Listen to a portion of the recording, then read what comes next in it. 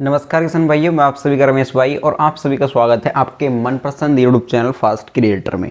किसान भाइयों, काफ़ी किसान भाई यह कमेंट कर रहे थे कि हमारी आलू की फसल 55 दिन की हो गई है, 60 दिन की हो गई है, 65 दिन की हो गई है। इस अवस्था में कौन कौन सी दवाइयों का स्प्रे करें जिससे कि आने वाले समय में 8 से 10 दिन के अंदर आलू का साइज डबल हो जाए। काफ़ी किसान भाई कमेंट पढ़ने के बाद मैं आप सभी के लिए इंपॉर्टेंट दवाइयाँ लेकर आ गया हूँ। हमारी टीम ऑलरेडी रिसर्च करती है, जो दवाइयाँ अच्छी लगती हैं वही हम आप सभी के लिए लेकर आते हैं, वेस्ट कंपनी की दवाइयाँ। किसान भाइयों, ये जो हम आपको दवाइयाँ बताने वाले हैं ये आपकी आलू की फसल को लगभग 8 से 10 दिन के अंदर आपके आलू के साइज को डबल कर देगी, गारंटेड। इस बात की गारंटी मैं ले रहा हूँ किसान भाइयों, क्योंकि आज तक आपको यूट्यूब पर ऐसी जानकारी किसी ने नहीं दी होगी। इस प्रकार से जो दवाइयाँ हम आपको बताने वाले इंपॉर्टेंट, ये दवाइयाँ भी आपको किसी ने नहीं बताई होगी, लेकिन आपको कुछ विशेष बातों का ध्यान रखना है।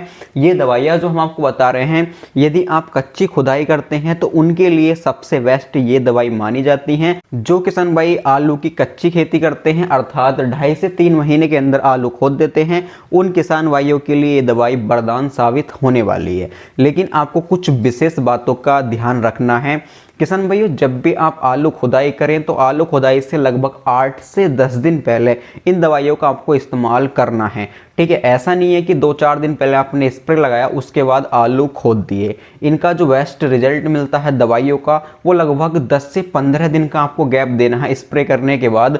उसके बाद आलू खुदाई करनी है, तब आपके खेत में बम्पर उत्पादन निकल कर आएगा, रिकॉर्ड तोड़ उत्पादन निकल कर आएगा किसान भाइयों। तो बात कर लेते हैं इन दवाइयों के बारे में। किसान भाइयों, एक बात का विशेष आपको ध्यान रखना है, आपकी फसल में रोग वगैरह नहीं होने चाहिए, वरना ये दवाई अच्छा रिजल्ट नहीं देकर जाती हैं। जो खेत आपका स्वस्थ है उस खेत में आप लगाएं, बेहतरीन उत्पादन आपको देखने मिलेगा। ये मैं आपको 3 इंपॉर्टेंट दवाइयाँ बताऊंगा जिनको मिक्स करके आपको घोल बनाकर स्प्रे करा देना है। किसान भाइयों, अब बात कर लेते हैं दवाइयों के बारे में कि अधिक उत्पादन निकालने के लिए कौन सी दवाई आपको लगानी है, कौन सी दवाई हम आप सभी के लिए रिसर्च करके लेकर आए हैं।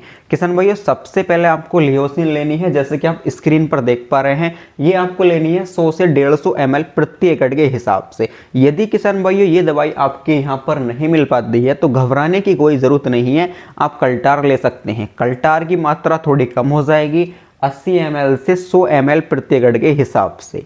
हालांकि हर जगह लियोसिन मिल जाती है, अगर लियोसिन नहीं मिल पाती है तो कल्टार का भी इस्तेमाल आप कर सकते हैं। इसी के साथ साथ आपको जो ऐड करना है अगली दवाई, वो NPK 0050 का इस्तेमाल करना है, ठीक है। NPK 0050 बहुत ही बेहतरीन रिजल्ट देकर जाता है जब आपकी आलू की फसल 55 से 60 दिन की या 65 दिन की होती है। यदि इसकी मात्रा की बात करें तो 1 किलो प्रति एकड़ के हिसाब से आपको ऐड कर लेना है। दूसरी दवाई आपको ऐड करनी है बोरोन। आप स्क्रीन पर देख सकते हैं जो 20% वाली बोरोन आती है स्प्रे फॉर्म में, ये आपको ऐड कर लेनी है। यदि इसकी मात्रा की बात करें तो 150 ग्राम प्रति एकड़ के हिसाब से आपको ऐड कर लेनी है। किसान भाइयों, एक बात का विशेष ध्यान रखना है, जो NPK 0050 है इसका आपको बिल्कुल अलग घोल बनाना है, वरना आपकी सारी दवाई फट भी सकती हैं। जो हमने PGR बताया, कल्टार लें या फिर लियोसिन लें, ठीक है। इसमें से एक ही प्रोडक्ट लें, ठीक है। दोनों आपको नहीं लेने हैं, या फिर लियोसिन लें या फिर कल्टार लें, ठीक है। उसको और बोरोन को 20% वाली जो स्प्रे फॉर्म में आती है उसको आप एक साथ घोल सकते हैं, कोई दिक्कत वाली बात नहीं है। लेकिन NPK जो 0050 है उसका घोल आप अलग बनाएं, ठीक है। जैसे मान लीजिएगा कि आप 1 एकड़ के अंदर 10 टंकी स्प्रे करवा रहे हैं, जो इंजन वाली मशीन होती है उसके माध्यम से करवा रहे हैं, तो आपको 2 बाल्टियाँ लेनी है, 1 बाल्टी अलग लेनी है, उसके अंदर उसका घोल बनाना। जो PGR बोरोन का आपने घोल बनाया था, कल्टार का या फिर लियोसिन जो भी डाल रहे थे उसका अलग घोल बना लें, प्लस 1 बाल्टी आपको और लेनी है, उसके अंदर भी 10 लीटर पानी लेना है।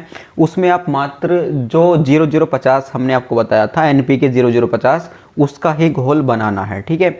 सपोज करो आप 1 एकड़ में 10 टंकी स्प्रे कर रहे हैं, तो 1 लीटर पानी जो आपने PGR लगाया, कल्टार वगैरह, उसमें से डालें, और 1 लीटर पानी किसान भाइयों जो आपने अलग NPK 0050 का घोल बनाया था उसमें से डालें, ठीक है।